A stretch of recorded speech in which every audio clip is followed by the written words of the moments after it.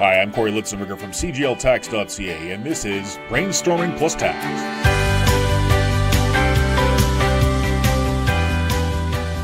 On this episode of Brainstorming Plus Tax, we're going to dive into the ever-changing rules of mortgage lending here in Canada. For all but a very fortunate few, buying a home means having to obtain financing for the portion of the purchase price that is not covered by a down payment. For most buyers, especially first-time buyers, that means taking out a conventional mortgage from a financial institution. Now, the rules governing eligibility for such home financing have been in somewhat a state of change over the past 10 years.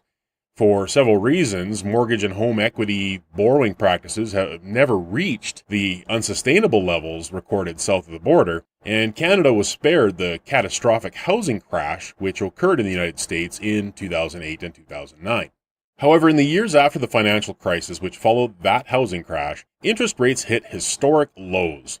Those ultra-low rates, in combination with rising real estate values, resulted in a record level of borrowing, as first-time buyers took advantage of the low rates to purchase more home than they might otherwise have been able to afford, and existing homeowners borrowed against their ever-increasing home equity. Canadian government and banking officials were so concerned with the level of borrowing and potential exposure of borrowers and the potential exposure of borrowers that several sets of changes were made between 2008 and 2017 to tighten home financing and mortgage lending rules. What follows is an outline of these rules which now apply to prospective purchasers of residential property all across Canada. The first such rule requires prospective buyers to put down a minimum down payment which is set at a percentage of the property cost. The applicable percentage depends on the cost of the property to be acquired. For example, if the purchase price of the home is $500,000 or less, the minimum required down payment is 5% of the purchase price, or basically 5% up to $25,000.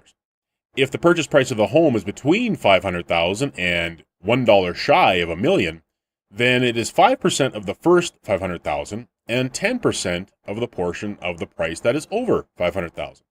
So for example, if you're buying a $600,000 house, you would have the first 5%, which is $25,000, and then 10% on the next 100, which is $10,000, so you'd be looking at $35,000 as a minimum down payment. If the house you're looking at is $1 million or more, it must be 20% of the entire purchase price, which would be $200,000 for the down payment. Whatever the purchase price of the home where the down payment made is less than 20% of that purchase, or put another way, the mortgage amount is greater than 80% of the purchase price, that mortgage is characterized as a high ratio mortgage, and in that case, additional requirements are imposed. Basically, where a mortgage is a high ratio mortgage, the prospective homeowner must obtain and pay for mortgage default insurance, usually through the Canada Mortgage and Housing Corporation, or CMHC. Such insurance means that should the homeowner default on the mortgage, CMHC will pay the remaining outstanding balance of that mortgage to the financial institution which provided the mortgage financing. CMHC mortgage loan insurance premiums range from 0.6% to 4.5% of the amount of the mortgage, depending on the size of the down payment. Keep in mind, mortgage default insurance is not available where the purchase price of the home is $1 million or more. Now, home buyers who take the mortgage default insurance can pay those premiums up front, or add them to the mortgage amount and pay them over the life of that mortgage. Prospective home buyers, having put together funds for a down payment, are often most concerned about whether they will be able to qualify for a mortgage, and those concerns are often well-founded as the rules which govern such qualifications have recently become more stringent. Everyone who applies for a mortgage, whether or not that mortgage is a high-ratio mortgage from a federally regulated financial institution, which includes all the major Canadian banks, must pass a stress test. Now, we're not talking about hooking yourself up to a heart monitor, however, that may come into play with some purchasers. The test, which measures the borrower's debt repayment obligations as a percentage of income, is intended to ensure that the applicant will be able to meet his or her mortgage payment obligations, both at the current low rates and in the almost certain event that those rates will increase. In making that determination, lenders are using two measures, the gross debt service, or GDS, and the total debt service, or TDS, ratios. GDS is essentially a measure of the borrower's cost of housing, including mortgage payments, property tax payments, the cost of heating, and, in the case of condominium purchasers, 50% of condo fees. In all cases, the total of such costs should not be more than 32% of the applicant's gross income.